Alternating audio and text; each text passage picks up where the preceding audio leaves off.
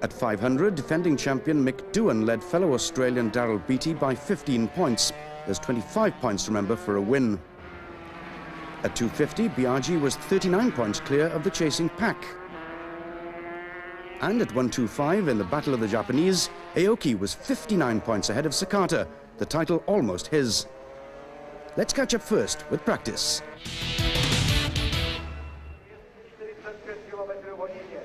The 250cc class, always very competitive, and the 2 days of practice and qualifying at Brno produced the usual mixture of surprises, drama and sensation. But it also provided the usual quota of expected happenings. Like Max Biaggi setting fastest time on the Chesterfield Aprilia. He finished the 2 days on pole, breaking his own official lap record by almost a second. Only once in 2 free and 2 time sessions did he fail to top the leaderboard, and that was on the second open period on Saturday morning, when Tetsuya Harada went almost a second quicker than the Italian. But in the afternoon, with a crucial change to the Aprilia chassis setup, and with race tyres on, Max was quickest of all, grabbing his 8th pole position of the season.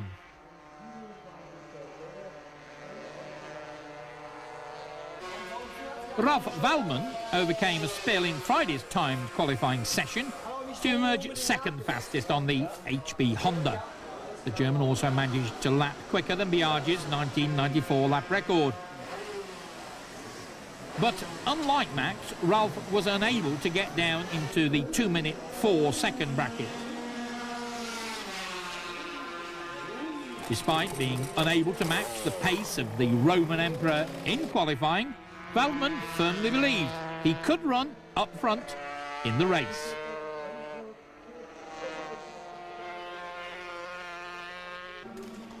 Tetsuya Harada on the Marlboro Team Rainy Yamaha was 3rd fastest overall, just a 1/3 of a second slower than Waldmann. Harada, 2nd in the points and still not counting himself out of the World Championship battle, was still using the tried and tested Reed valve bike. Still testing had sorted out the bugs on the new disc valve machine. Down in only 6th place after Friday's session, suffering front-end chatter problems and pain from the arm injury sustained at Assen, Harada bounced back a day later to go 3rd. Happier with handling, but still concerned his arm might give trouble in the race. Jean-Philippe Rougier was 4th best on the Tech 3 Elf Honda. He too was struggling on Friday, managing only 12th best time. Twice he clipped his knee on the curb after front-end slides. But on Saturday he quickened his pace, taking well over 1.6 seconds off his best lap to grab a place on the front row of the grid for the first time this season. Roberto Locatelli started his Czech Grand Prix well enough in the first practice session on Friday morning, but on Saturday the young Italian did this.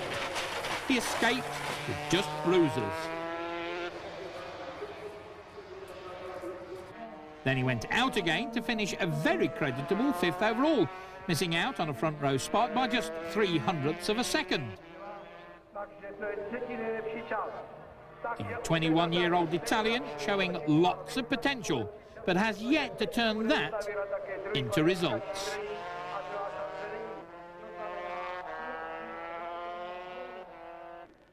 Jean-Michel Bayle was 6th quickest, and the former motocross world champion is now so firmly established as a top 250 rider that another good qualifying performance was no great surprise. Bayle, like Locatelli, needs to convert good qualifying performances into some top 3 finishes though. On Friday, Bayle and the Chesterfield Aprilia team were experimenting a new geometry setup. But though the results were not good, there just wasn't the time to revert to the original setup. Bayle was 10th fastest. The following day, he'd climbed to 6th best, chopping more than a second off his best Friday time after the crew had gone back to a standard setup.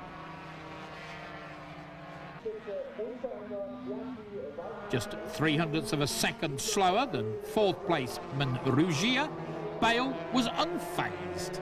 Better to make a good start from row 2 than a bad one from row 1. That's the philosophy of the former motocross star.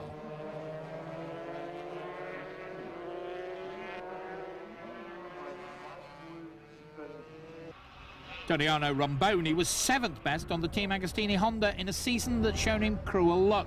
3rd best on Friday morning, he slipped to 8th in the afternoon before improving 1 place the following day. Ruben Schaus, the 17-year-old Spaniard, replaced Carlos Checa on the Fortuna Honda Pons bike and appears to have been studying Checa's crashing techniques. Here's just one of the 3 he did over the weekend.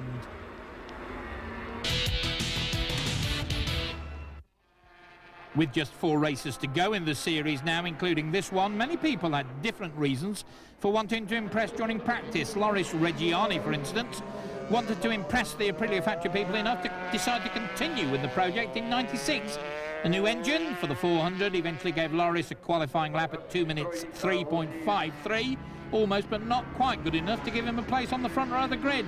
Loris Capirossi, still searching for his first 500 victory, was struggling after the first qualifying session when he finished only 12th fastest to move up to 5th quickest after Saturday's final session. The improvement came after a major chassis rejig by Marlboro Team Polari Honda squad. But the young Italian also believed he could have been on the front row of the grid, but for 2 mistakes on his last and fastest lap in that second session.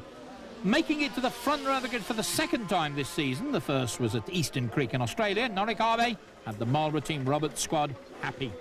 Some chassis alterations left the 19-year-old Japanese rider much happier with the new Dunlop front tyre. Abe, refreshed mentally as well as physically by a short holiday back home, was 5th fastest on the Friday, his best ever first day qualifying performance. On Saturday, he took 1.7 seconds off his previous best to make it to the front row of the grid. Daryl Beattie, with his own World Championship ambition still far from over, was 3rd fastest on the Lucky Strike Suzuki. This is the team's nominated test track, and after 2 extended private sessions early in the year, the squad were confident of a good result. A new set of front forks by Kayaba made the bike smoother and easier to ride. Beattie actually grabbed fastest time at the end of Friday's session before Doohan went out to go just 0.07 of a second quicker. Beattie went almost a full second faster on Saturday and twice more topped the leaderboard. But despite all his efforts, he finally slipped back to 3rd best, just 1/10 of a second slower than the 2nd best man and less than half a second off pole. 2nd fastest time went to Mick Doohan. This was only the 2nd time this season that the reigning 500 world champion hadn't been on pole position in the 10 rounds so far. Doohan had to go back out on the track in the final minutes to deal with Beattie's attempts to top the leaderboard on Friday in the first session. The following day, Doohan and Beattie battled again for supremacy.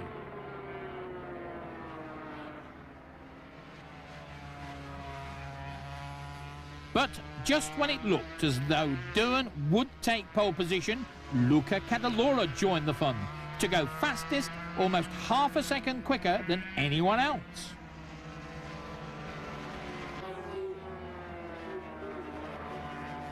Doohan, like many top 500cc riders, had snatched a quick holiday, in his case in Florida, and the break had apparently left him fairly philosophical about not being on pole. Luca Cadalora was the man on pole for the first time this season, and the 31-year-old certainly brought a smile to the face of Marlboro Team Roberts, and in particular Dunlop tyres. Luca started qualifying by setting fastest time on the Yamaha in the morning free session. Then, in the afternoon, he clocked 3rd fastest time behind Mick Doohan and Daryl Beattie.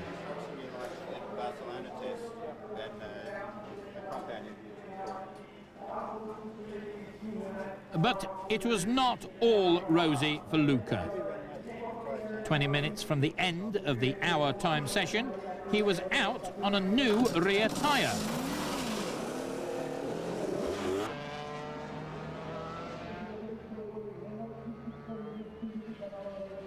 Unfortunately, Luca opened the gas a bit too soon at the tight left-hander in the middle of the track, and this was the outcome. He was unhurt, but the bike was his number one. His quickest lap came on the number 2 machine, and that made Candelora feel he could go faster the following day. And he did. A lap at 2 minutes, 2.18 seconds, made him the fastest motorcyclist ever around Brno. It was well over a second inside the official lap record. No wonder that Kenny Roberts and the rest of the Marlboro Team Roberts squad welcomed him back so emotionally. It feels good. I do not remember. I was good because the last one was in Barcelona last year, and I enjoyed a lot today, and especially for my mechanics and for the team, for download people that they were waiting a lot. I enjoyed a lot today.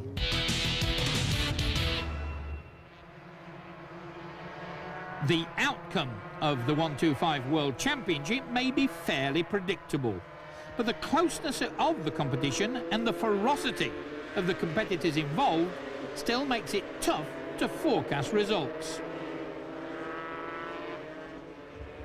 And practice at the Czech Grand Prix was no different to the usual for the 125s. Kazuta Sakata, the reigning world champion, was fastest in practice, following on from his fine ride at the British Grand Prix at Donington. New cylinders produced extra power and allowed Sakata to be 3/4 of a second faster than the rest on his Team Krona Aprilia. Stefano Perugini on the Team IPA Aprilia was second fastest. After the first time session, Perugini was 5th best, 2 seconds down on Sakata. But on Saturday, the 20-year-old Italian improved dramatically. Masaryk Tokudome was 3rd best on the Team Ditaplastic Aprilia, but like Perugini, he had to work a little miracle. 14th best in the first session. He took over 2 seconds off his earlier time in Saturday's final session and believed he could have gone faster but for a broken exhaust. Up until that mechanical problem, he'd been 2nd quickest. Emilio Altamore crashed in qualifying and could only manage 16th best time. It was a disappointing performance from the Spaniard, and like Stefano Perugini, surely he deserves better luck. A sudden rain shower caught out others in Saturday's qualifying session, and the riders decided to sit it out till the track dried again. By then it was